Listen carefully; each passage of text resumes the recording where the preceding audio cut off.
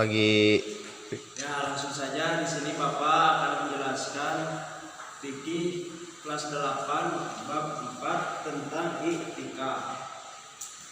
Apakah anak-anak tahu apa itu i'tikaf? Tidak. Tidak. Jadi anak-anak, i'tikaf itu yaitu secara etimologi yaitu i'tikafa ya'takifu i'tikafan, yang berarti berdiam diri. Namun secara istilah i'tikaf itu yaitu secara terminologi yaitu berdiam diri di dalam masjid dan mendekatkan diri kepada Allah. Dan i'tikaf itu bisa mendekatkan diri kepada Allah. Apa anak-anak hukumnya i'tikaf? Hukum i'tikaf itu adalah sunnah. Hukum i'tikaf itu adalah sunnah, dan paling bagus i'tikaf itu dikerjakannya yaitu 10 hari sebelum terakhir bulan Ramadan. Jadi paling bagus itu i'tikaf menurut Rasulullah SAW. I'tikaf itu dikerjakan 10 hari sebelum bulan Ramadan. Dan ada syarat-syarat i'tikaf juga, di antara lain ada 5. Yang pertama, i'tikaf itu syaratnya itu harus beragama Islam. Jadi i'tikaf itu harus beragama Islam. Jika kalau ada kafir i'tikaf itu tidak memenuhi syarat. Dan syarat di sini harus beragama Islam. Yang kedua, syarat i'tikaf itu harus berakal dan tamyiz.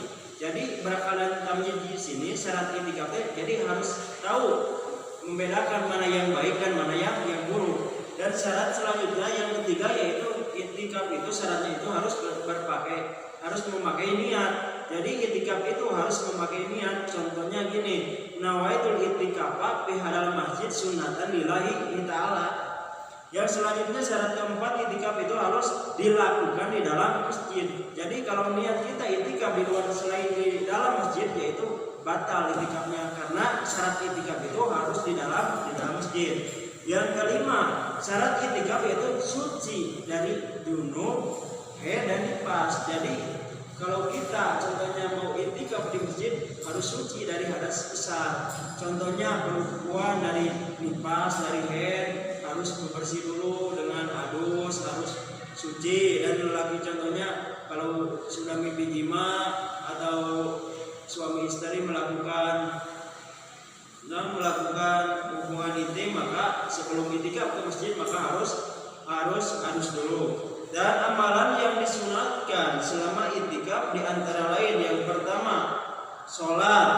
Nah, sholat seperti sholat wajib, seperti sholat sunat, seperti sholat rawatib. Nah, maka itu amalan yang paling bagus kalau kita i'tikaf. Yang kedua, amalan yang kedua membaca Al-Quran dan maknanya. Contohnya kita membaca Al-Quran surat Al-Fatihah, Bismillahirrahmanirrahim. Nah, kita harus tahu maknanya dengan menyebut nama Allah yang Maha Pengasih dan Maha Penyayang.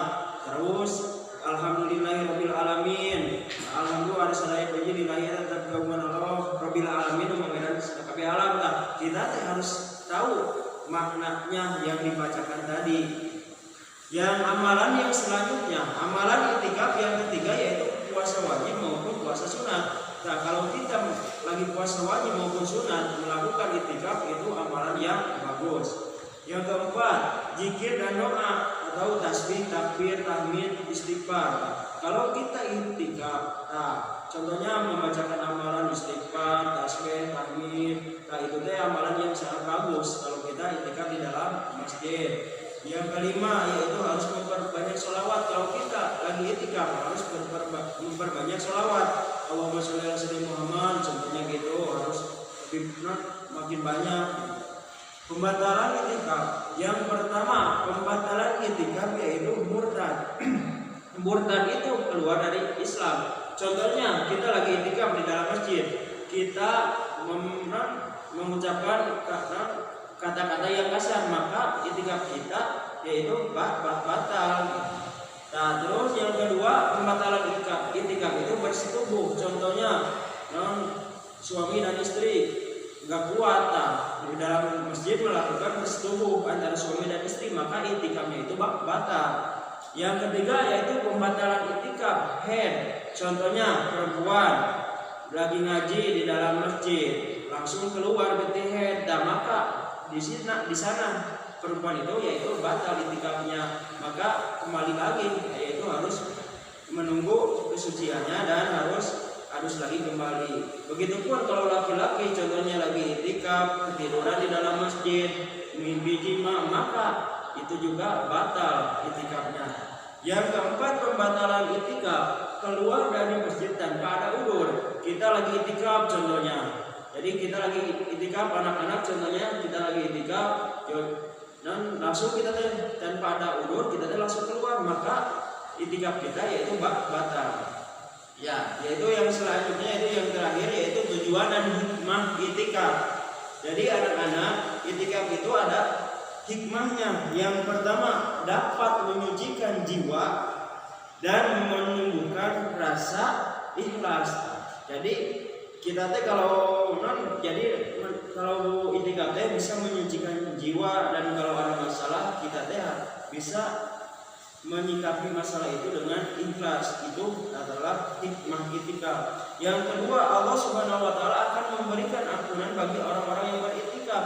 Contohnya kalau kita sering beritikaf di dalam masjid, maka insya Allah akan memberi ampunan kepada kita, walaupun kita contohnya banyak dosa, maka Allah juga insya Allah bakal mengampuni, karena Allah itu Ghafurur Rahim.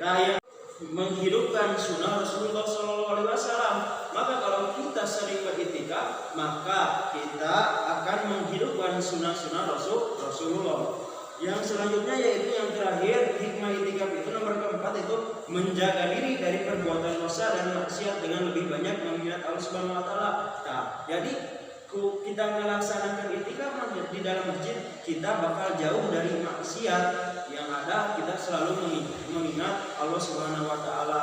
Semoga anak-anak bisa mengerti apa yang Bapak jelaskan. Sekian dari Bapak. Wallahul muwaffiq ila aqwamit thoriq. Wassalamualaikum warahmatullahi wabarakatuh.